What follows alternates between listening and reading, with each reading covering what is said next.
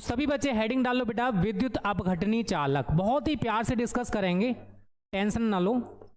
विद्युत अपघटनी चालक, इससे पहले हमने जितना डिस्कस किया था सभी को क्लियर है ना बच्चों?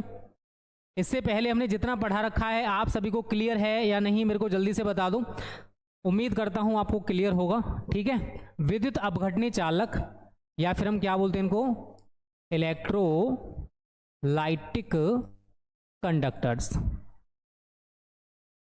कंडक्टर्स। ठीक है, तो भाई ये क्या होते हैं? धात्विक चालक के बारे में आपने देखा कि विद्युत धारा के प्रवाह की वजह से वहां पर विद्युत धारा का चालन होता है। आप लोगों ने धात्विक चालक में पढ़ा था ये, वहां पर फ्री इलेक्ट्रॉन्स की वजह से। तो वहां पर मुक्त आयन होते हैं विद्युत धारा को एक जगह से दूसरी जगह पर ले जाने के लिए। अब भाई यहां पर क्या होता है विद्युत अपघटनी चालक में बच्चा पार्टी? अगर किसी को पता है तो भी बता दो, अब नहीं पता है तो मैं बता दूंगा। ठीक है, तो यहां लिखोगे ऐसे पदार्थ जो जलीय विलयन या गलित अवस्था में, जो जलीय विलयन या गलित अवस्था में, मैंने यहां पर बोला था मुक्त आयन, आपको पता होगा मुक्त आयनों की, सभी को पता है फ्री आयन या नहीं? जल्दी से बताओ बेटा, एक एक चीज आपसे पूछूंगा तभी मेरे को पता चलेगा आप लोग पढ़ नहीं पढ़ रहे भाई। जल्दी से बताओ, ऐसे पदार्थ जो जलीय विलयन या गलित अवस्था में मुक्त आयनों, ये इसके बारे में मैंने आपको कल पढ़ाया था या नहीं पढ़ाया था? जल्दी से बताओ, मुक्त आयनों की उपस्थिति के कारण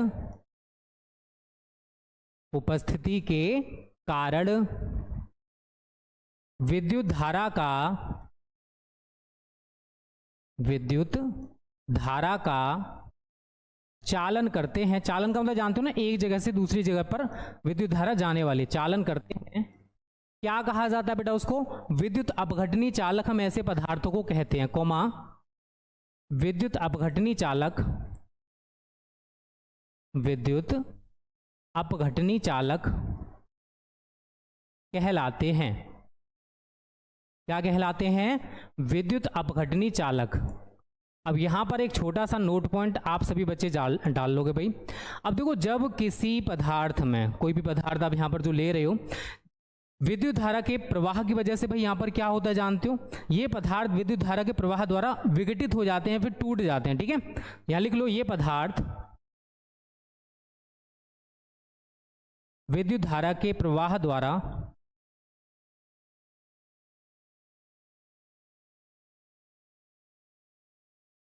विघटित हो जाते हैं। विघटित का मतलब जानते हो ना, टूटना। अब वो मैं बताऊं कैसे विघटित हो जाते हैं। अब एक चीज बताओ, विद्युत अपघटनी चालकों में भाई मुक्त आयनों की वजह से धारा का चालन हो रहा है, इसी वजह से इनको आयनिक चालक कहा जाता है। क्या कहा जाता है भाई? या फिर मैं एक चीज कहूं कि यहां पर जो आवेश वाहक हैं वो क्या हैं? फ्री आयंस हैं। लिख लीजिए भाई, चूंकि यहां आवेश वाहक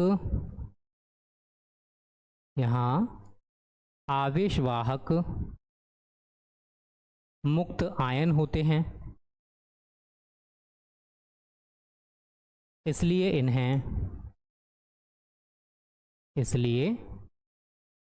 इन्हें आयनिक चालक भी कहते हैं। वहां पर आप लोगों ने देखा था भाई इलेक्ट्रॉनिक चालक था, क्योंकि फ्री इलेक्ट्रॉन्स थे। तो यहां पर आप अंडरलाइन इसको कर लोगे, आयनिक चालक भी कहते हैं। अब देखो, अगर मैं इसके एग्जांपल्स की बात करूं, अगर कोई बच्चा जानता है तो मेरे को कमेंट कर दो, अगर नहीं पता है तो भाई मैं बता दे रहा हूं भाई।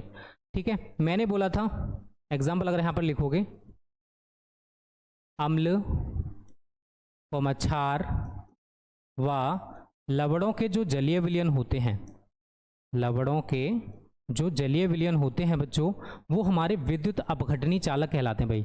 जलीय विलयन, अम्ल क्षार व लवणों के जलीय विलयन विद्युत अपघटनी चालक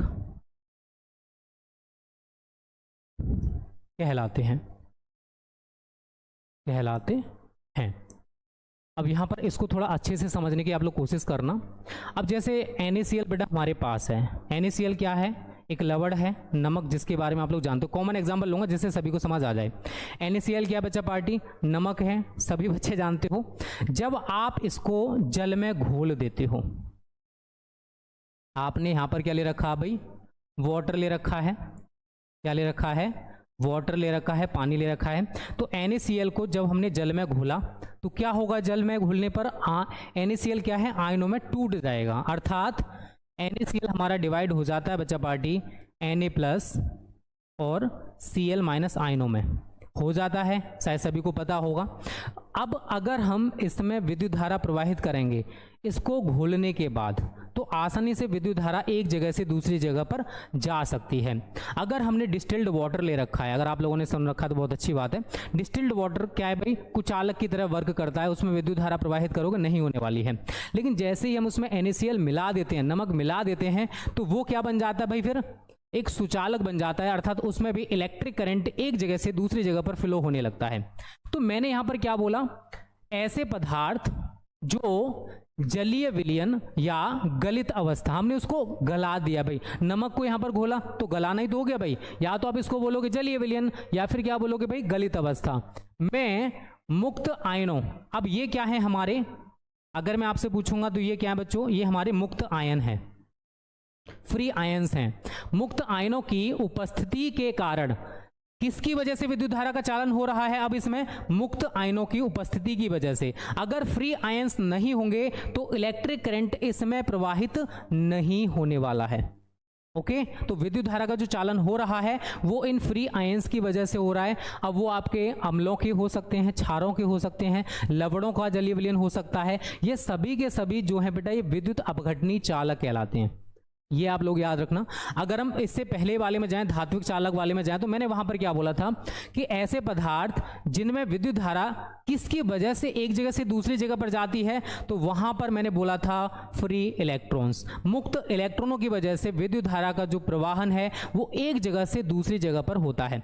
बट अगर मैं विद्युत अपघटनी चालक या इलेक्ट्रोलाइटिक कंडक्टर्स की बात करूं, तो इनमें जो विद्युत धारा एक जगह से दूसरी जगह पर जाएगी वो मुक्त आयनों की वजह से जाती है। इसके एग्जांपल्स आप लोगों को समझ में आना चाहिए भाई, अम्ल, क्षार, लवणों के जलीय विलयन, इसको मैं और अभी समझाऊंगा, टेंशन मत लो। अब ये जो पदार्थ हैं विद्युत धारा की प्रवाह की वजह से भाई क्या हो जाते हैं, विघटित हो जाते हैं, टूट जाते हैं, बिखर जाते हैं, आयनों में टूट रहे हैं ना। NaCl हमारे पास था, लेकिन जैसे ही हमने विद्युत धारा इसमें प्रवाहित की, वैसे तो घोलने पर आयनों में टूट रहे हैं, विघटन हो रहा है, विघटित हो रहे हैं। अब किस में होते हैं, आयनों में विघटित होते हैं, हो रहे नहीं हो रहे। तो जब इन पदार्थों में हम विद्युत धारा प्रवाहित करेंगे तो भाई ये विघटित हो जाएंगे, अर्थात आयनों में टूट जाएंगे। विघटन का मतलब जानते हो, टूटना, ठीक है। और चूंकि यहां पर जो आवेश वाहक है वो कौन है, फ्री आयंस हैं, मुक्त आयन हैं, इसी वजह से इनको हम आयनिक चालक भी कहते हैं। तो आपका अम्ल है, क्षार है, लवण है, आप HCl ले लीजिए, आप H2SO4 ले लीजिए, आप NaOH ले लीजिए, आप CH3COH ले लीजिए, ठीक है, आपका जो मन कर दे, सभी के सभी हमारे विद्युत अपघटनी चालक कहलाते हैं। बस यहाँ पर कुछ कंडीशन अलग अलग होती हैं, प्रबल विद्युत अपघट्य और दुर्बल विद्युत अपघट्य वाली, जो कि मैं भी कुछ टाइम में क्लियर करने वाला हूँ भाई। तो आपसे अगर बेटा कोई पूछता है कि विद्युत अपघटनी चालक किसे कहते हो, तो आप आसानी से उसको डिफाइन कर सकते हो कि ऐसे पदार्थ जो जलीय विलयन या गलित अवस्था में मुक्त आयनों की उपस्थिति के कारण विद्युत धारा का चालन करते हैं। चालन का मतलब विद्युत धारा को एक जगह से दूसरी जगह पर भेजते हैं, उनको कहा जाता है विद्युत अपघटनी चालक।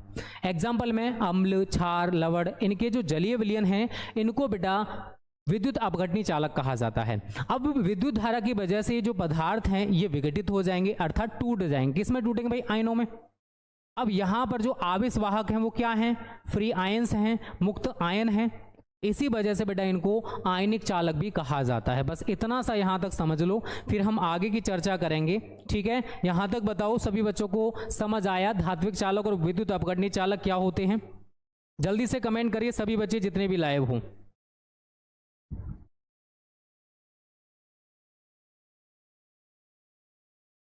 ज़्यादा टिपिकल टॉपिक नहीं है, बहुत आसान है, अगर थोड़ा सा भी आप ध्यान दे लोगे तो आप आसानी से समझ लोगे।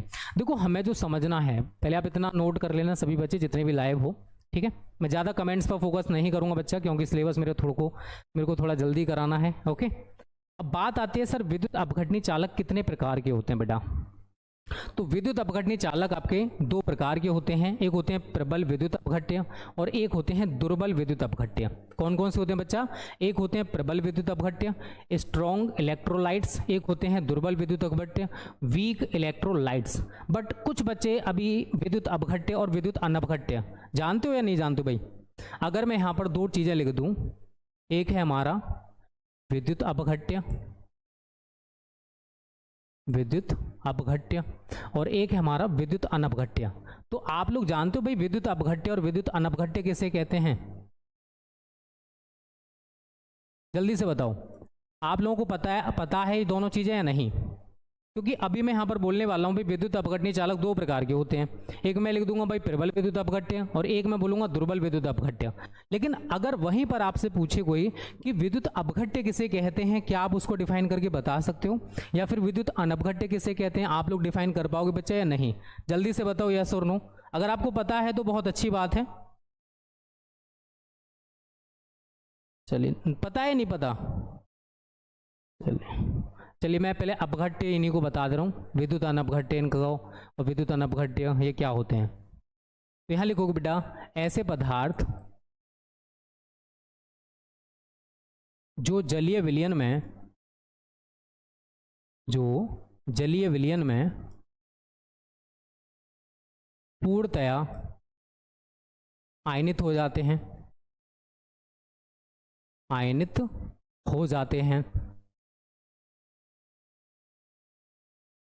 कौमा विद्युत अपघट्य कहलाते हैं, विद्युत अपघट्य कहलाते हैं। एग्जाम्पल की बात करेंगे भाई तो आपका HCl है यहाँ पर, आपका NaCl है यहाँ पर, ठीक है, आपका H2SO4 है यहाँ पर, ETC, और भी बहुत सारे हैं। अब ये विद्युत अनपघट्य क्या होते हैं भाई? विद्युत अनपघट्य ऊपर वाले का एकदम उल्टा कर दो, क्या लिखोगे? ऐसे पदार्थ जो जलीय विलयन में आयनित नहीं होते, आयनों में नहीं टूटेंगे, आयनित नहीं होते, बिल्कुल भी आयनित नहीं होते, आयनित नहीं होते, क्या कहलाते हैं बेटा? विद्युत अनपघट्य कहलाते हैं, विद्युत अनपघट्य कहलाते हैं। अब इसका मतलब क्या है? अगर मैं यहां पर ग्लूकोज ले लूं भाई, एग्जाम्पल ग्लूकोज ले लिया, आप अगर ग्लूकोज को जल में घोलते हो तो क्या ये आयनों में टूटता है? अगर मैं स्यूक्रोज ले लूं, घुल तो जाते हैं, ऐसा नहीं कि ग्लूकोज जल में नहीं घुलेगा या स्यूक्रोज जल में नहीं घुलेगा, घुलेगा, क्या ये आयनों में टूटेंगे? अगर मैं आपसे पूछूंगा तो आप बोलोगे सर नहीं, ठीक है। तो कुछ ऐसे पदार्थ होते हैं जब आप इनको जल में घोलोगे तो ये आयनित नहीं होंगे, आपका यूरिया हो गया, ETC, ऐसे बहुत सारे एग्जाम्पल्स हैं। फॉर्मूला बेटा आपको नहीं पता तो C6H12O6, C12H22O11, NH2CONH2। तो आप लोगों को याद रखना है विद्युत अपघट्य हमारे या इलेक्ट्रोलाइट्स हमारे क्या होते हैं? तो ऐसे पदार्थ जिनको हमने जलीय विलयन में डाला वो पूरी तरह से आयनों में टूट जाएंगे, पूरी तरह से आयनित हो जाते हैं बेटा, उनको कहा जाता है विद्युत अपघट्य। जैसे आप जल में हमने HCl डाला, H+Cl माइनस में टूट जाएगा, या फिर NaCl लेते हो आप, Na+Cl में माइनस में टूट जाएगा। कोई भी ले लो आप, कोई भी प्रबल विद्युत अपघट्य, दुर्बल विद्युत अपघट्य मैं आपको पढ़ाऊंगा अभी। आप किसी भी पदार्थ को लेते हो, जल में डालोगे, वो पूरी तरह से आयनों में टूट जाएगा। लेकिन जो हमारे विद्युत अनपघट्य होते हैं, जब इनको जलीय विलयन में, ऐसे पदार्थ जो जलीय विलयन में बिल्कुल भी आयनित नहीं होते, बिल्कुल भी आयनित नहीं होते, उनको बेटा विद्युत अनपघट्य कहा जाता है। जैसे आप ग्लूकोज को जल में घोलोगे, मैं ये नहीं बोल रहा जल में नहीं घुलेगा, घुलेगा बट आयनों में नहीं टूटेगा। स्यूक्रोज को जल में घोलोगे, घुल जाएगा, विलेय है बट आयनों में नहीं टूटेगा। यूरिया है, जल में घोलोगे, घुल जाएगा बट आयनों में नहीं टूटेगा। तो ऐसे पदार्थ जो जलीय विलयन में पूर्णतः आयनित हो जाते हैं बेटा, उनको विद्युत अपघट्य कहते हैं। और जो आयनों में टूटते नहीं हैं, जो आयनों में टूटेंगे ही नहीं, उनको क्या कहा जाता है? विद्युत अनपघट्य। उम्मीद करता हूं ये छोटी छोटी दोनों हेडिंग्स अब आप जिंदगी में कभी भूलोगे नहीं, कभी नहीं बोलना है भाई। अब आते हैं हम अपने टॉपिक पर लौट कर। विद्युत अपघटनी चालक, विद्युत अपघटनी चालक निम्नलिखित दो प्रकार के होते हैं, दो प्रकार के होते हैं। कौन कौन से? नंबर 1 प्रबल विद्युत अपघट्य, प्रबल विद्युत अपघट्य, और नंबर 2 दुर्बल विद्युत अपघट्य, दुर्बल विद्युत अपघट्य। तो जो हमारे विद्युत अपघटनी चालक है बेटा, अगर आपसे कोई पूछता है कि कितने प्रकार के होते हैं, तो आप उनको बोल सकते हो कि विद्युत अपघटनी चालक दो प्रकार के होते हैं। पहला प्रबल विद्युत अपघट्य और दूसरा दुर्बल विद्युत अपघट्य। दोनों में देखोगे विद्युत अपघट्य है, बट एक तरफ है वी स्ट्रॉन्ग वाला, एक तरफ है वीक वाला भाई। अब दोनों में थोड़ा बहुत तो अंतर होएगा, ठीक है। यहाँ तक समझ में आ रहा है सभी को? तो जल्दी से बेटा कमेंट कर दो। अभी हमने कुछ नहीं डिस्कस किया है। सबसे पहले विद्युत अपघटनी चालक किसे कहते हैं वो मैंने आपको बताया कि आखिर ये क्या होते हैं। फिर हमने, जो बच्चे नहीं जानते हैं, बहुत सारे बच्चे कंफ्यूज होते हैं, सर विद्युत अपघट्य क्या होता है, सर विद्युत अनपघट्य क्या होता है, प्लीज सर इसमें थोड़ा सा अंतर बता दीजिए। तो देखो, कुछ पदार्थ ऐसे होते हैं जब आप इनको जल में घोलोगे तो वो आयनों में टूट जाएंगे। आप NaCl को ले लो भाई, नमक को ले लो, जल में डालोगे Na+Cl- आयनों में टूट जाएगा। लेकिन कुछ पदार्थ ऐसे होते हैं जब आप उनको जल में घोलोगे तो वो आयनों में नहीं टूटेंगे, जल में घुल तो जाएंगे बट आयनों में नहीं टूटते। उनको क्या कहा जाता है बच्चा पार्टी? विद्युत अनपघट्य। तो जो आयनों में टूट जाते हैं उनको विद्युत अपघट्य, जो आयनों में नहीं टूटते उनको विद्युत अनपघट्य कहा जाता है। यहां तक उम्मीद करता हूं सभी को समझ में आ रहा होगा। फिर बेटा मैंने बोला कि जो हमारे विद्युत अपघटनी चालक होते हैं, जो हमारे इलेक्ट्रोलाइटिक कंडक्टर्स होते हैं, ये दो प्रकार के होते हैं। पहला है प्रबल विद्युत अपघट्य और दूसरा है बच्चा पार्टी दुर्बल विद्युत अपघट्य। यहां तक क्लियर है बेटा सभी को? तो जल्दी से बता दो,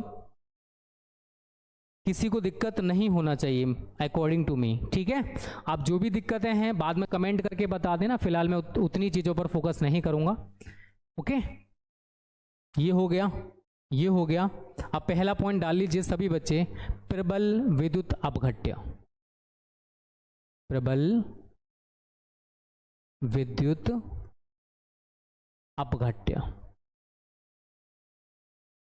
strong electrolyte, strong electrolytes, electrolytes, ठीक है। तो यहां क्या लिखोगे? ऐसे पदार्थ या ऐसे विद्युत अपघट्य। अब तो भाई इसको विद्युत अपघट्य भी बोला जा सकता है, राइट।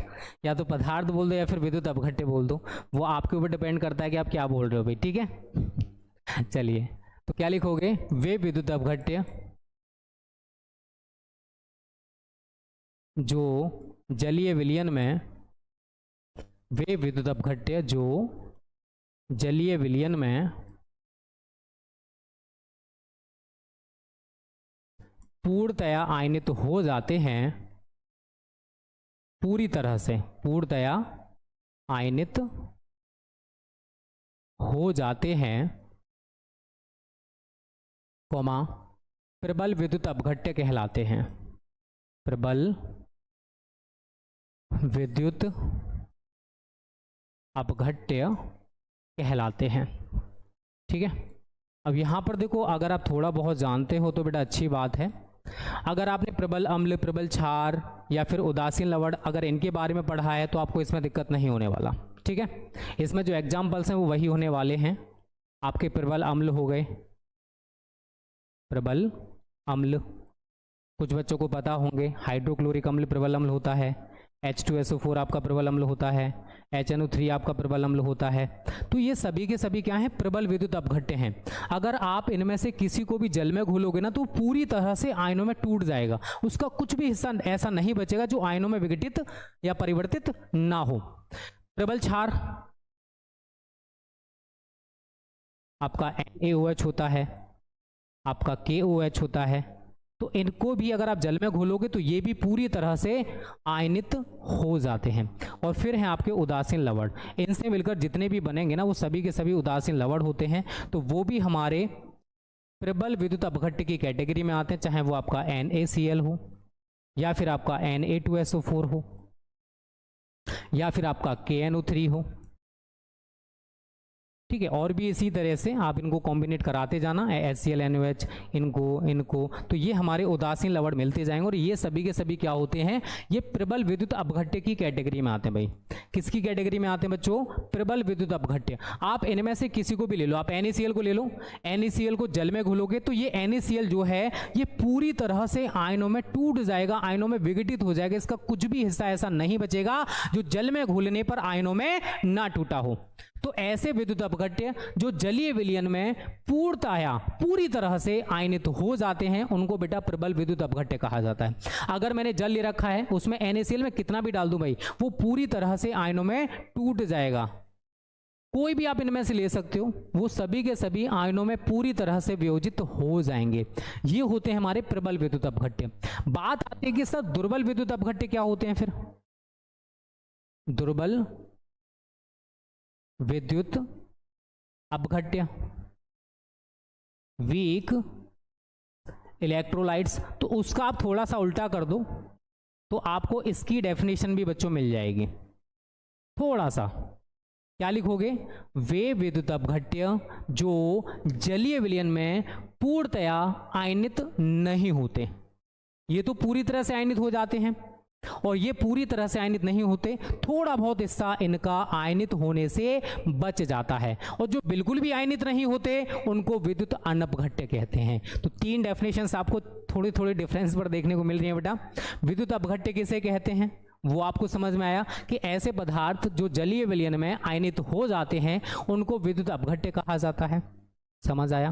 पूरी तरह से जो आयनित हो जाते हैं उनको प्रबल विद्युत अपघट्य कहते हैं, और जो पूरी तरह से आयनित नहीं होते, आयनित तो हो रहे हैं जलीय विलयन में लेकिन पूरी तरह से नहीं होते, उनको दुर्बल विद्युत अपघट्य कहते हैं। और जो बिल्कुल भी आयनित नहीं होते उनको विद्युत अनपघट्य कहा जाता है। छोटे से दिमाग में छोटी छोटी डेफिनेशंस को नोट कर लेना, ठीक है। तो यहां पर बेटा यही लिखोगे, वे विद्युत अपघट्य, वे विद्युत अपघट्य जो जलीय विलयन में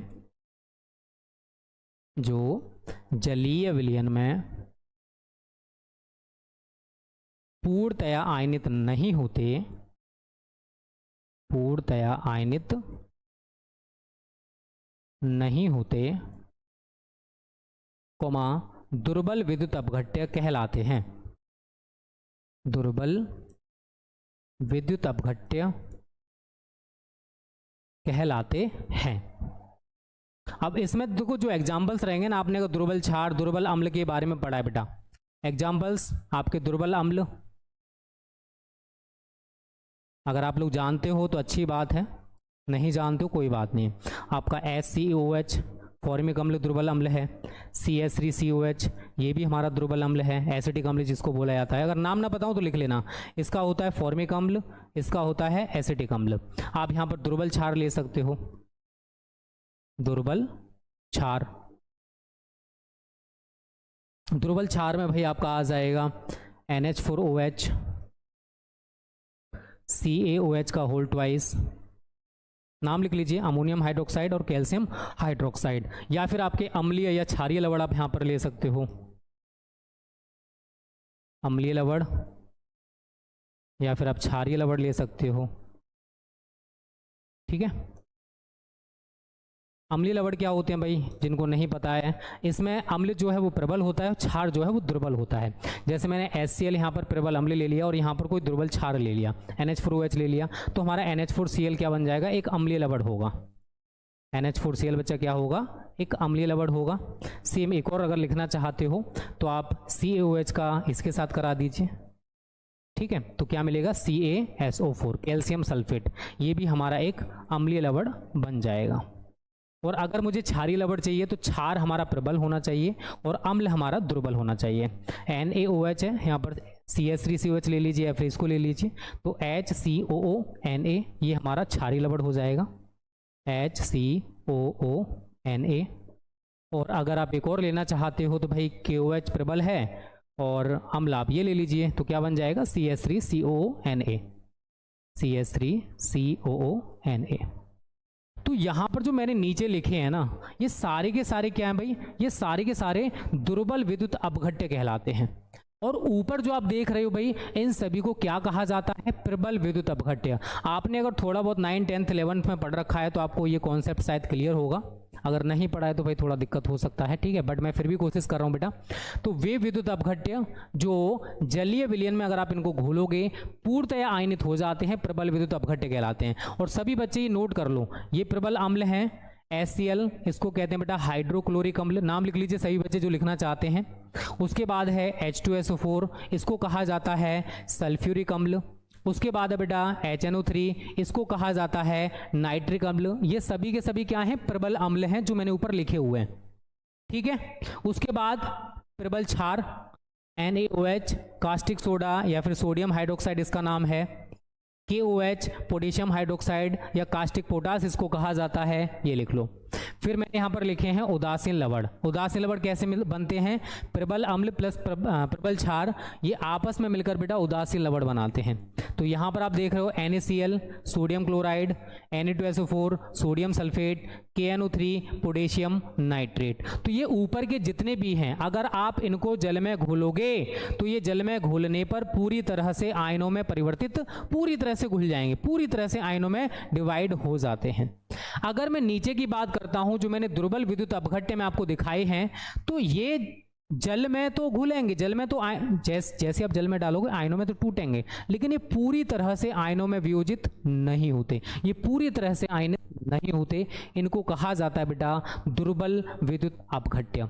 अब ये कौन कौन से होते हैं, तो आपके दुर्बल अम्ल हो गए, दुर्बल क्षार हो गए, अम्लीय लवण हो गए, क्षारीय लवण हो गए, ये सभी के सभी बेटा दुर्बल विद्युत अपघट्य की कैटेगरी में आते हैं। आप इनके नाम लिखना चाहते हो तो SeOH हमारा एक दुर्बल अम्ल है जिसको फॉर्मिक अम्ल कहते हैं। CH3COH एक दुर्बल अम्ल है जिसको एसिटिक अम्ल कहा जाता है। ये भी आपके सिलेबस में आगे जाके हम आपको पढ़ाएंगे ऑर्गेनिक केमिस्ट्री में, ओके। दुर्बल क्षार NH4OH अमोनियम हाइड्रोक्साइड, CaOH का होल ट्वाइस कैल्शियम हाइड्रोक्साइड।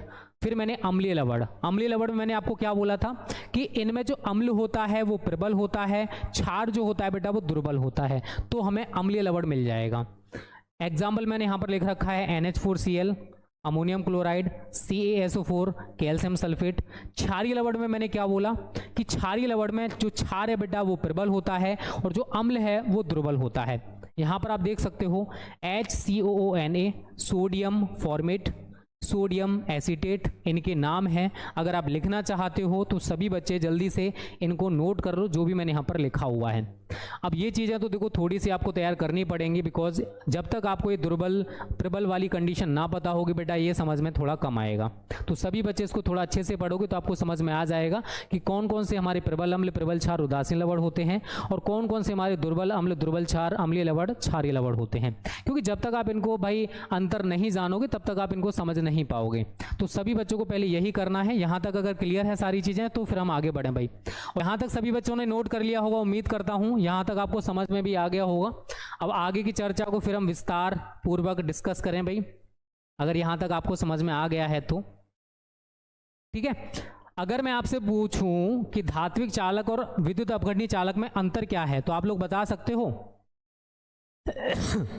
धात्विक चालक तथा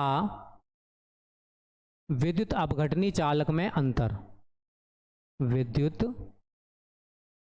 अपघटनीय चालक में अंतर। तो देखो पहला तो अंतर आप सभी को पता ही है, आप अंतर लिख लेना जो भी बच्चे हैं। एक तरफ आप लिख लीजिए धात्विक चालक और एक तरफ लिख लीजिए विद्युत अपघटनीय चालक।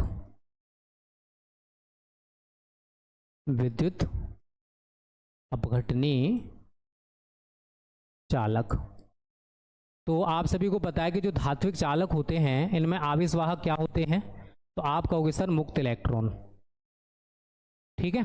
और अगर मैं विद्युत अपघटनीय चालक में आपसे पूछूंगा तो आप कहोगे सर मुक्त आयन। तो पहला अंतर तो हमारा इनमें यही हो गया कि जो हमारे धात्विक चालक होते हैं इनमें जो आवेशवाहक हैं बेटा वो क्या होते हैं, जल्दी से बताओ, फ्री इलेक्ट्रॉन्स। और इसमें क्या होते हैं, इसमें क्या होते हैं, मुक्त आयन, ठीक है। दूसरा देखो, इनमें कोई भी रासायनिक परिवर्तन आपको देखने को नहीं मिलता, तो इनमें कोई रासायनिक परिवर्तन नहीं होता। बट वहां पर आप क्या देखते हो भाई कि जो हमने विद्युत अपघट्य ले रखा है उसी का यहां पर टूट जाता है, उसी का विघटन हो जाता है। तो इनमें क्या लिखोगे, इनमें विद्युत अपघट्य का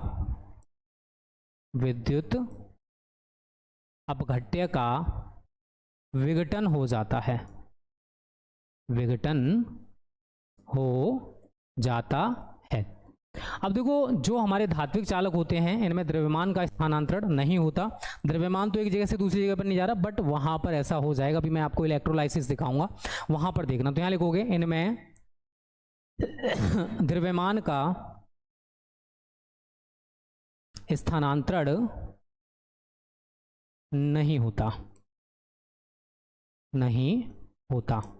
बट अगर आप विद्युत अपघटनीय चालक में देखोगे भाई, तो यहां पर आप देखो ना, आयनों में टूट गया तो क्या होता, कुछ भाग हमें इलेक्ट्रोड मतलब जो हमारे एनोड और कैथोड होते हैं वहां पर मिलता है। अभी मैं विद्युत अपघटन आपको समझाऊंगा, तो आप वहां पर देखना कि एनोड पर और कैथोड पर जब NaCl का विद्युत अपघटन कराया जाएगा तो एनोड पर हमें क्या मिलेगा, कैथोड पर क्या मिलेगा। तो यहां पर द्रव्यमान का स्थानांतरण होगा। तो यहां पर लिखोगे, इनमें द्रव्यमान का स्थानांतरण होता है। उसके बाद आप यहां पर एग्जाम्पल्स लिख लीजिए, तो आपको पूरे नंबर मिल जाएंगे। तो यहां पर आपका Fe हो गया, Cu हो गया, Al हो गया, etc। यहां पर आपको जो मैंने अभी एग्जाम्पल्स लिखाए थे भाई वो लिख सकते हो। आपका HCl हो गया, NaCl हो गया, ठीक है, H2SO4 हो गया, etc। तो ये दोनों में अगर आपसे अंतर पूछा जाए तो आप आसानी से बता सकते हो। ये तो खैर सभी जाने होंगे भाई कि इन दोनों में अंतर क्या है। तो जो धात्विक चालक होते हैं उनमें आवेशवाहक आप सभी को पता है मुक्त इलेक्ट्रॉन्स होते हैं, और जो विद्युत अपघटनीय चालक होते हैं बेटा वहां पर आवेशवाहक हमारे मुक्त आयन होते हैं। धात्विक चालक में आपको पता है कि भाई कोई भी रासायनिक परिवर्तन हमको देखने को नहीं मिलता, लेकिन विद्युत अपघटनीय चालक में क्या होता है, विद्युत अपघट्य का ही अपघटन या विघटन हो जाता है। जो हमारे धात्विक चालक होते हैं इनमें द्रव्यमान एक जगह से दूसरी जगह पर स्थानांतरित नहीं होता, बट इनमें द्रव्यमान का स्थानांतरण एक जगह से दूसरी जगह पर हो जाता है, या फिर द्रव्यमान का स्थानांतरण होता है। Examples Fe, Cu, Al, HCl, NaCl, H2SO4, etc। Clear है भाई? अंतर में तो किसी भी बच्चे को दिक्कत नहीं होना चाहिए, ठीक है। अब डाल लीजिए अगला टॉपिक, विद्युत अपघटन। नोट कर लेना इसको, ये इंपॉर्टेंट है क्योंकि फैराडे के नियम इसी से आपको समझ में आएंगे। विद्युत अपघटन, इलेक्ट्रोलाइसिस इंग्लिश में इसको कहा जाता है, इलेक्ट्रोलाइसिस। कितने बच्चे इसको जानते हैं पहले आपसे पूछ लूं, पहले थोड़ा सा लिख लो। वह प्रक्रिया जिसमें किसकी बात की जाएगी यहां पर, विद्युत अपघट्य की। जल्दी से बताओ, इलेक्ट्रोलाइसिस आप लोग पहले पढ़े हो या नहीं पढ़े हो भाई, जल्दी से बताओ। अगर पढ़े हो तो बताओ, नहीं पढ़े हो तो बता दो भाई। विद्युत अपघट्य पदार्थ अपनी गलित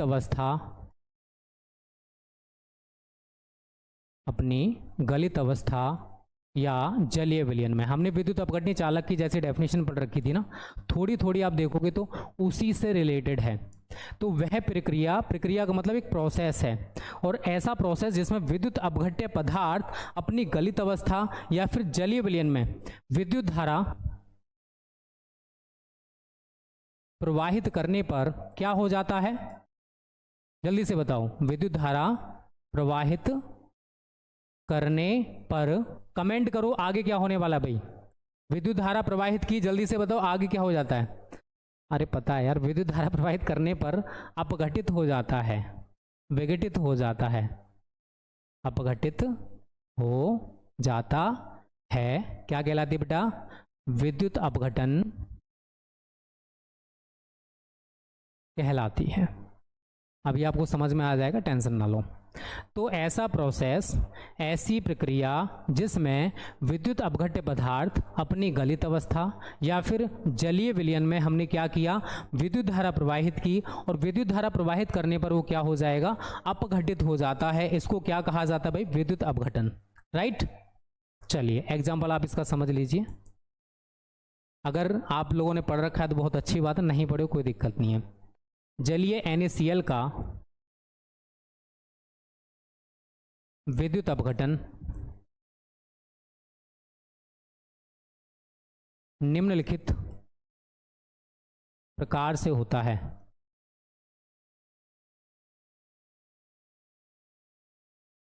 ठीक है, तो हमने क्या कर रखा भाई, जो NaCl है नमक, इस NaCl को हमने क्या ले रखा है, मान के चलिए यहाँ पर ये है, यहाँ पर हमने 2 इलेक्ट्रोड्स लगा रखे हैं क्योंकि विद्युत धारा प्रवाहित करेंगे। यहाँ पर है प्लस, यहाँ पर है माइनस, और यहाँ पर हमने NaCl का ये जलीय विलयन ले रखा है जो कि विद्युत अपघट्य का काम करेगा। ये क्या है, NaCl का आपका जलीय विलयन है। अब हमने क्या किया, इस NaCl के जलीय विलयन में विद्युत धारा प्रवाहित कर दी। क्या किया बेटा, जलीय विलयन में विद्युत धारा प्रवाहित करिए। अब आगे समझिए क्या प्रोसेस होएगा। तो सबसे पहले जो NaCl है बच्चा पार्टी, 2 NaCl है, यहाँ पर आप ये रिवर्सिबल साइन लगाओगे, ये टूटेगा 2 Na प्लस और प्लस 2 Cl माइनस, आयनों में टूट गया, जो कि मैं आपसे बार बार बोलता हूँ, टूट गया ना आयनों में भाई। अब आगे एनोड और कैथोड पर क्या होने वाला भाई, एनोड और कैथोड पर क्या होगा वो आप समझ लीजिए। एनोड जानते हो ना, जिस पर पॉजिटिव है, और कैथोड जिस पर नेगेटिव होता है। बताइए आप लोगों को पता है या नहीं पता भाई। अब जिस पर नेगेटिव चार्ज है वो किसकी तरफ अट्रैक्ट होगा, जल्दी से बताओ। जिस पर नेगेटिव चार्ज है वो किसकी तरफ अट्रैक्ट होगा भाई, जिस पर पॉजिटिव चार्ज होगा। और जिस पर पॉजिटिव चार्ज है वो किसकी तरफ अट्रैक्ट होगा, जिस पर नेगेटिव चार्ज है। तो एनोड पर पॉजिटिव चार्ज होता है, कैथोड पर नेगेटिव चार्ज होता है। तो जो क्लोरीन है 2Cl माइनस है, ये क्या करेगा भाई, ये अपने में से क्लोरीन, या फिर मैं इसको लिख सकता हूं Cl2 प्लस 2 इलेक्ट्रॉन आपके यहां पर निकल जाएंगे। अब ये जो 2 इलेक्ट्रॉन यहां पर निकल रहे हैं, ये जो सोडियम है 2Na प्लस है, ये क्या करता है, इन 2 इलेक्ट्रॉन्स को ग्रहण कर लेता है, और यहां पर हमें क्या मिल जाता है, सोडियम धातु। अब देखो आप सभी को पता है कि सोडियम धातु किससे रिएक्ट होने वाला है, जल से, क्योंकि हमने यहां पर जल भर रखा है, ये NaCl का जलीय विलयन है। तो ये सोडियम क्या करेगा भाई, ये जल से क्रिया कर लेगा, plus 2H2O is given you 2NaOH plus hydrogen gas आपकी यहाँ पर मुक्त हो जाएगी। 2NaOH और बन जाएगा, जिसको हम कहते हैं कॉस्टिक सोडा, और हाइड्रोजन गैस हमारी यहाँ पर मुक्त होने वाली है। अब ध्यान से समझना जो मैं आपको समझाना यहाँ पर चाहता हूँ। देखो बेटा, मैंने ऊपर क्या बोला, मैंने इलेक्ट्रोलाइसिस की बात कर रहा हूँ, विद्युत अपघटन की बात कर रहा हूँ कि विद्युत अपघटन हमारा क्या होता है। तो ये एक प्रक्रिया है जिसमें विद्युत अपघट्य पदार्थ, यहां पर विद्युत अपघट्य हमारा क्या है, NaCl। विद्युत अपघट्य जो पदार्थ है अपनी गलित अवस्था या जलीय विलयन में, यहां पर हमने NaCl का जलीय विलयन ले रखा है, और जब हमने इसमें विद्युत धारा प्रवाहित की, तो विद्युत धारा प्रवाहित करने पर यह क्या हो गया, अपघटित हो गया, विघटित हो गया, आयनों में टूट गया, हुआ ना, टूटा। अब जलीय NaCl का विद्युत अपघटन मैंने यहां पर नीचे दिखा रखा है कि किस तरीके से NaCl का विद्युत अपघटन होने वाला है। तो 2NaCl है सोडियम क्लोराइड, ये सबसे पहले बेटा 2Na प्लस और 2Cl माइनस आयनों में टूटेगा।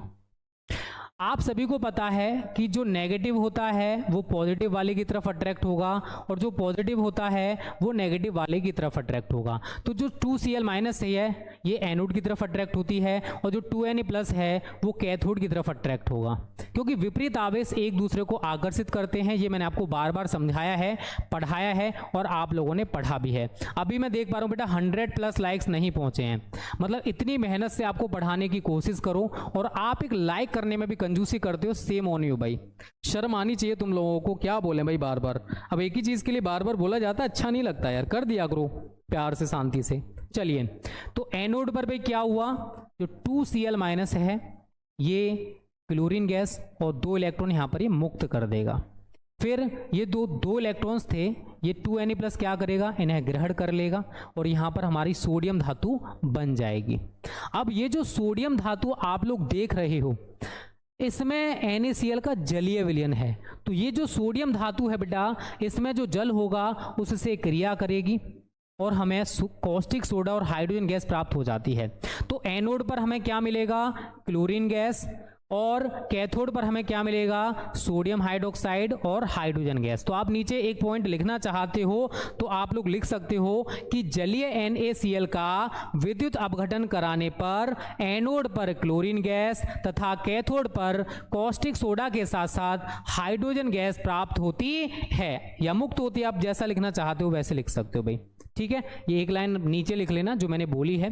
तो ये होता है भाई विद्युत अपघटन या फिर इलेक्ट्रोलाइसिस, जो मैंने आपको अभी समझाया है, बताया है। और इसी के आधार पर जो वैज्ञानिक है ना फैराडे, उन्होंने 2 नियम दिए। पहला नियम क्या कहता है कि विद्युत अपघटन की क्रिया में इलेक्ट्रोड पर जो पदार्थ मुक्त होगा, इलेक्ट्रोड पर जो पदार्थ मुक्त होगा उसकी मात्रा विद्युत अपघट्य में हम कितना आवेश या कितनी धारा प्रवाहित कर रहे हैं उसके ऊपर डिपेंड करता है। और दूसरा नियम कहता है कि यदि बहुत सारे विद्युत अपघट्य हैं, जब विद्युत धारा की समान मात्रा विभिन्न विद्युत अपघट्य में प्रवाहित की जाती है तो इलेक्ट्रोडों पर मुक्त मात्राएं उनके तुल्यांकी भारों या फिर विद्युत रासायनिक तुल्यांकों के समानुपाती होती है। बस ये 2 नियम इन्होंने इसी के आधार पर दिए हैं कि कितनी मात्रा इलेक्ट्रोड पर मुक्त होने वाली है वो किस पर डिपेंड करेगा, आवेश पर। जितना ज़्यादा आप आवेश प्रवाहित करोगे इलेक्ट्रोड पर उतनी ही ज़्यादा विद्युत अपघट्य की मात्रा हमें मिलने वाली है। ठीक है बच्चों, चलिए पहले आप इतना नोट कर लीजिए, फिर मैं आपको आगे नियम लिखाता हूं। यहां तक नोट कर लिया सभी ने बेटा? चलिए तो आगे डाल लीजिए फैराडे के विद्युत अपघटन के नियम। विद्युत अपघटन के नियम, तो यहां पर क्या लिखोगे, वैज्ञानिक फैराडे ने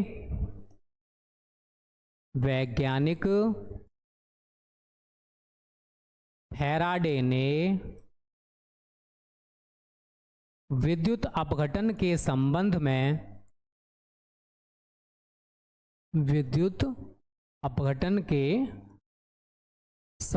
में निम्नलिखित 2 नियम दिए। कितने नियम दिए बच्चा? 2 नियम, ठीक है। यहां लिखोगे प्रथम नियम। इस नियम के अनुसार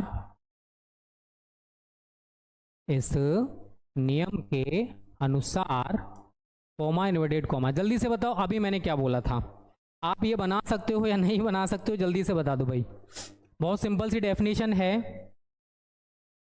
विद्युत अपघटन की क्रिया में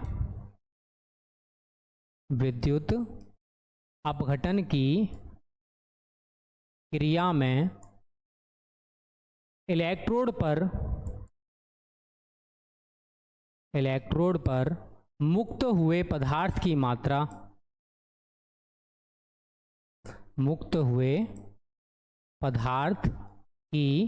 मात्रा किसके अनुक्रमानुपाती होगी? या तो आप प्रवाहित आवेश लिख सकते हो या फिर प्रवाहित विद्युत धारा लिख सकते हो, ठीक है। विद्युत अपघट्य में प्रवाहित कुल आवेश के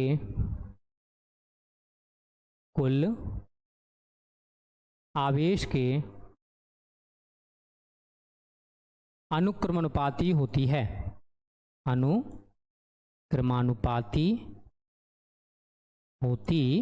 है। इन्वर्टेड कोमा क्लोज्ड कर दो इसको आप, और यहां पर आप लिख लो अर्थात। या तो आप m से दिखा दो भाई इसको या फिर w से दिखा दो, क्योंकि पदार्थ की मात्रा है, या तो m से दिखाओगे या फिर w से दिखाओगे, ठीक है।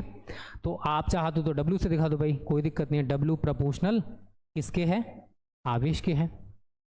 अब यहां से आप चिन्ह हटाओगे तो कोई ना कोई कांस्टेंट आएगा, या W is equal to Z into Q, जहां जेड क्या होता है बेटा? विद्युत रासायनिक तुल्यांक की कांस्टेंट वैल्यू है। जेड बराबर विद्युत रासायनिक तुल्यांक है आपका, और आप सभी को पता है Q बराबर, सभी बच्चों ने पढ़ रखा होगा, Q बराबर क्या होता है IT, इसलिए W बराबर आपका क्या बन जाएगा ZIT। ओके, तो ये हमारे पास एक नया फॉर्मूला निकल के आ जाता है। ये क्या कहता है थोड़ा सा हम यहाँ पर समझने की कोशिश करते हैं। जैसे आप लोगों ने अभी यहाँ पर देखा था विद्युत अपघटन की क्रिया, यहाँ पर हमने 2 इलेक्ट्रोड्स ले रखे थे भाई, यहाँ पर प्लस था, यहाँ पर माइनस था। अब मैंने बोला था इलेक्ट्रोड पर, यहाँ पर देखो विद्युत अपघटन की क्रिया में इलेक्ट्रोड पर जो पदार्थ मुक्त होने वाला है, हमने NaCl ले रखा था, Na+Cl- मिला था, तो सोडियम की जो मात्रा है, क्लोरीन तो गैस है, गैस फॉर्म में निकल जाएगी, बट सोडियम की जो मात्रा है वो किस पर डिपेंड करेगी, विद्युत अपघट्य में हमने कितना आवेश प्रवाहित कर रखा है उसके अनुक्रमानुपाती है। तो अगर हमने विद्युत आवेश की मात्रा को बढ़ा दिया तो इलेक्ट्रोड पर जो पदार्थ मुक्त होगा उसकी मात्रा भी बढ़ जाएगी, और अगर हमने आवेश की मात्रा को कम कर दिया तो इलेक्ट्रोड पर जो पदार्थ की मात्रा है बच्चों वो भी कम हो जाएगी। तो इलेक्ट्रोड पर कितना पदार्थ मुक्त होगा वो विद्युत अपघट्य में हम कितना आवेश या फिर कितनी विद्युत धारा प्रवाहित कर रहे हैं ये उसके ऊपर डिपेंड करता है। तो अगर इलेक्ट्रोड पर मुक्त हुए पदार्थ की मात्रा W है और विद्युत अपघट्य में प्रवाहित आवेश हमारा बेटा Q है, तो W प्रोपोर्शनल Q होगा। तो आवेश की मात्रा अगर आप विद्युत अपघट्य में बढ़ाओगे तो भाई W का मान भी बढ़ता जाएगा, और आवेश की मात्रा अगर कम है तो W का मान भी कम होगा। तो विद्युत अपघटन की क्रिया में इलेक्ट्रोड पर मुक्त हुए पदार्थ की मात्रा विद्युत अपघट्य में प्रवाहित आवेश के अनुक्रमानुपाती होती है। ये कहता है फैराडे का फर्स्ट लॉ या फैराडे का प्रथम नियम। उम्मीद करता हूं इसमें किसी भी बच्चे को दिक्कत नहीं होना चाहिए। तो ये पहला नियम है बेटा, बहुत ही आसान है कि इलेक्ट्रोड पर जो पदार्थ की मात्रा मुक्त होगी वो विद्युत अपघट्य में हमने कितना आवेश प्रवाहित किया है उस पर डिपेंड करेगी, उसके अनुक्रमानुपाती होती है। राइट बच्चों, क्लियर है? तो इसी बात पर जल्दी से 100+ लाइक्स करो बेटा। टारगेट तो मेरा सोच रहा था कि आज मैं 200+ लाइक्स हमारे आज होने वाले हैं, बट आप लोग उतने कोऑपरेटिव इस बार नहीं दिख रहे हो जितने हुआ करते थे। अब ऐसा क्यों है आई डोंट नो। ठीक है, जल्दी से लाइक करो पहले बेटा, कंजूसी मत किया करो। ये पहला नियम है, बहुत इंपॉर्टेंट है और 2024 एग्जाम में आपको देखने को भी मिलेगा। तो सभी बच्चे इसको अच्छे से तैयार कर लेना, बहुत अच्छे तरीके से। ओके, चलिए दूसरा नियम क्या कहता है भाई, सेकंड लॉ क्या कहता है, द्वितीय नियम।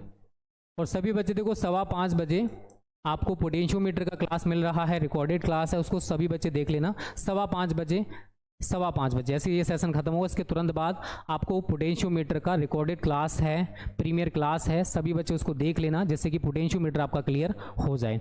और 7:15 पर फिजिक्स के न्यूमेरिकल्स की क्लास मैं कोशिश करूँगा लूँ, बट आप लोग कोऑपरेट नहीं कर रहे हो ना, थोड़ा अच्छा नहीं लग रहा है, मन ही नहीं करता है कि आपकी क्लास लिया जाए भाई। वो देखेंगे भाई, अगर बच्चे ऐसे ही रहे तो फिर मज़ा नहीं आएगा। ठीक है, अभी देख रहे हो 100+ लाइक्स आप लोगों ने अब भी नहीं किए, कितना कहलवाते हो यार, जल्दी से कर दो पहले फिर आगे बढ़ा जाए भाई।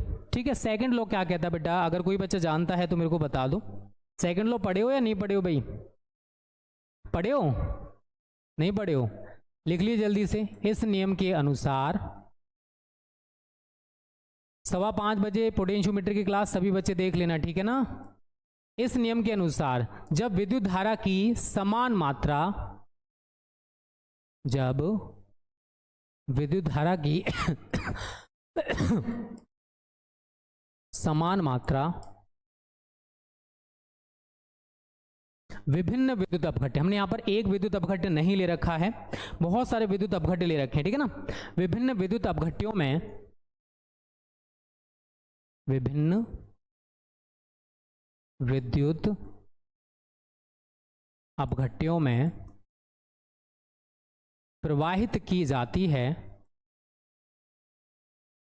प्रवाहित की जाती है, क्या बोला मैंने, विद्युत धारा की हमारी समान मात्रा है और विद्युत धारा की समान मात्रा को हमने विभिन्न विद्युत अपघट्यों में क्या किया बेटा, प्रवाहित किया है। तो इलेक्ट्रोडों पर या इलेक्ट्रोड पर आपका जो मन करता है, इलेक्ट्रोड पर मुक्त मात्राएं, इलेक्ट्रोड पर मुक्त मात्राएं, प्रोसेस देखोगे तो उसी प्रकार से है जो अभी हम लोगों ने नीचे पढ़ा था भाई। तो इलेक्ट्रोडों पर जो मात्राएं मुक्त होंगी वो उनके तुल्यांकी द्रव्यमानों, तुल्यांकी द्रव्यमानों या विद्युत रासायनिक तुल्यांकों के समानुपाती होती हैं। अभी समझ में आ जाएगा मैंने क्या बोला यहां पर, समानुपाती होती हैं। इन्वर्टेड कोमा क्लोज कर दूं। तो जब विद्युत धारा की समान मात्रा विभिन्न विद्युत अपघट्यों में प्रवाहित की जाती है तो इलेक्ट्रोडों पर मुक्त मात्राएं उनके तुल्यांकी द्रव्यमानों या फिर तुल्यांकी भार आप यहां पर लिख सकते हो, या फिर विद्युत रासायनिक तुल्यांकों के समानुपाती होती हैं। अब देखो इसका मतलब क्या है बच्चा पार्टी, मैं थोड़ा सा आपको वो समझा दूं। अब हमने यहाँ पर एक विद्युत अपघट्य नहीं ले रखा है, मान के चलिए एक विद्युत अपघट्य इसमें है, एक विद्युत अपघट्य इसमें है, एक विद्युत अपघट्य इसमें है, और सभी में हमने क्या लगा रखे हैं, इलेक्ट्रोड्स लगा रखे हैं। ठीक है, ऐसे करके अब मान के चलिए ये सभी के सभी हमारे क्या हैं, इलेक्ट्रोड्स हैं, plus minus plus minus plus minus, और इन सभी में हमने विद्युत अपघट्य को भरा हुआ है। इसमें क्या भरा हुआ भाई, सभी में विद्युत अपघट्य आपका भरा हुआ है। ठीक है भाई, तो ये हमारा पहला विद्युत अपघट्य है, ये दूसरा विद्युत अपघट्य है, और ये तीसरा विद्युत अपघट्य है। और तीनों में विद्युत धारा की जो मात्राएं हमने प्रवाहित की हैं वो कैसी हैं, समान हैं। तीनों में विद्युत धाराओं की जो मात्राएं हैं वो कैसी हैं, समान हैं। तो पहले समझने की कोशिश करो, जब विद्युत धारा की समान मात्रा आई आई आई विभिन्न विद्युत अपघट्यों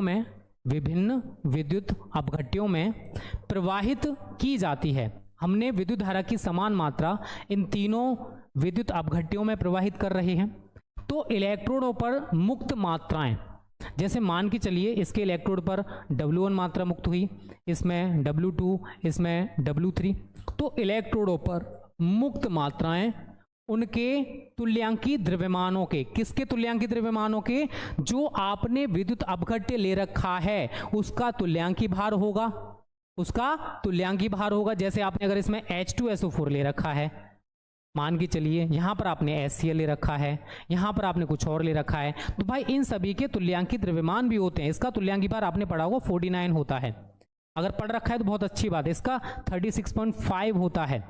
तो जो इलेक्ट्रोडों पर मात्राएं मुक्त होंगी उनके तुल्यांकी द्रव्यमानों के समानुपाती होती हैं। अगर मैं यहां पर W की बात कर रहा हूं तो ये इसके तुल्यांकी द्रव्यमान पर डिपेंड करेगा कि इसका तुल्यांकी द्रव्यमान कितना है। ओके, तो अगर मैंने यहां पर W1 इसकी मात्रा ले रखी है, इसका तुल्यांकी द्रव्यमान मान के चलिए E1 है, इसका E2 है और इसका E3 है, तो यहां पर हमारा फॉर्मूला क्या बन जाएगा, W1 upon W2 is equal to E1 upon E2, क्योंकि W किसके अनुक्रमानुपाती है, तुल्यांकी द्रव्यमान के भाई। तो तुल्यांकी द्रव्यमान अगर ज्यादा है किसी पदार्थ का या विद्युत अपघट्य का तो इलेक्ट्रोड पर मुक्त मात्रा भी कैसी होगी, बढ़ जाएगी। तो हम कुछ इस टाइप से इसको लिख सकते हैं। बट आप सभी को मैंने क्या पढ़ाया था, W बराबर ZIT, अभी इससे पहले वाले में यही तो था भाई, W बराबर क्या था बेटा, ZIT था या नहीं था, था ना। तो यहां पर हम क्या करेंगे, W1 की जगह पर Z1IT बटे Z2IT is equal to E1 upon E2, IT से IT कट जाएगा, तो Z1 अपॉन Z2 बराबर E1 अपॉन E2। तो जो उनके विद्युत रासायनिक तुल्यांक हैं भाई ये, और तुल्यांकी द्रव्यमान कह लो या तुल्यांकी भार कह लो, इनका अनुपात इनके अनुपात के कैसा होता है, बराबर होता है। ये कहता है हमारा सेकंड लॉ, किसका, विद्युत अपघटन का, फैराडे का, या फैराडे के विद्युत अपघटन का ये सेकंड लॉ है। Z1 अपॉन Z2 बराबर E1 अपॉन E2, या फिर आप इतना लिख दीजिए, आपका काम चल जाएगा। तो जब विद्युत धारा की समान मात्रा विभिन्न विद्युत अपघट्यों में हम प्रवाहित करते हैं तो इलेक्ट्रोडों पर जो मुक्त मात्राएं हैं उनके तुल्यांकी द्रव्यमानों या फिर उनके विद्युत रासायनिक तुल्यांकों के समानुपाती होती है। ये हैं बच्चों फैराडे के दोनों नियम। उम्मीद करता हूँ ये दोनों नियम आप लोग अच्छे से तैयार कर लोगे। तो ये था बच्चों आज का हमारा लेक्चर, जो हमने सारी चीज़ें यहाँ पर डिस्कस की हैं। उम्मीद करता हूँ ये सारी चीज़ें आपको अच्छे से समझ में आ गई होंगी। अगर कोई भी डाउट है, कोई भी परेशानी है, तो इस वीडियो के कमेंट बॉक्स में आप लोग बता देना। कल का सेशन इंपॉर्टेंट रहेगा। कल हम लोग ऑक्सीकरण अपचयन अभिक्रियाएं हैं, मोलर चालकता है, तुल्यांकी चालकता है, कोलराउस का नियम है, ये सारे के सारे टॉपिक्स वी विल ट्राई के कवर हो जाएं भाई।